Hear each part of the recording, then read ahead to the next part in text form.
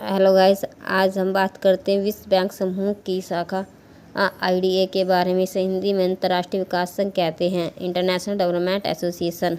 इसकी स्थापना 24 सितंबर 1960 को हुई थी।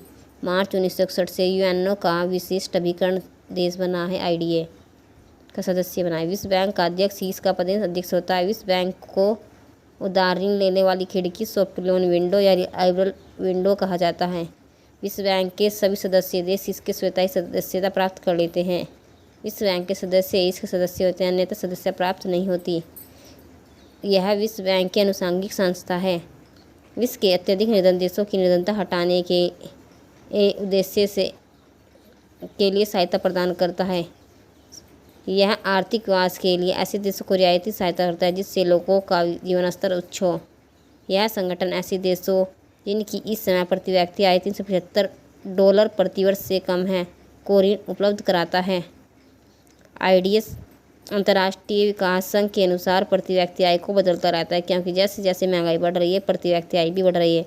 प्रति आय होती है राष्ट्रीय आय बटे कुल जनसंख्या। अल्पविकसित देशों को दीर्घकालीन ऋण उपलब्ध कराता है। आईडीए वर्तमान में आईडीए से सर्वाधिक ऋण लेने वाला देश भारत है। आईडीए के योग्य क्या आईडीए भारत के योग्य है?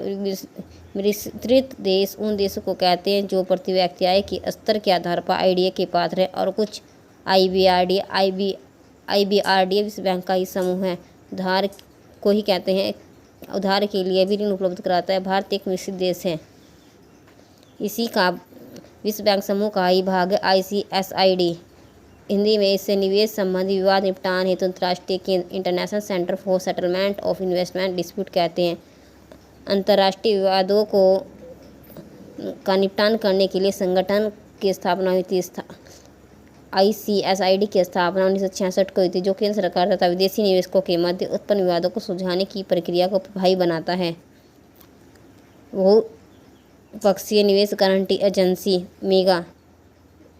मेगा की स्थापना 12 अप्रैल 1988 को हुई थी। यह संस्था बिना गारंटी के विकासशील देशों को निवेश करता है। उद्देश्य था इसका विकासशील देशों में प्रत्यक्ष निवेश को प्रोत्साहित करना, निवेश वातावरण के प्रत्याकर्षण को बढ़ावा देना, वर्तमान निवेशकों का प्रसार, निजीकरण, वित्तीय पुनर्संरचना को प्रोत्साहन करना।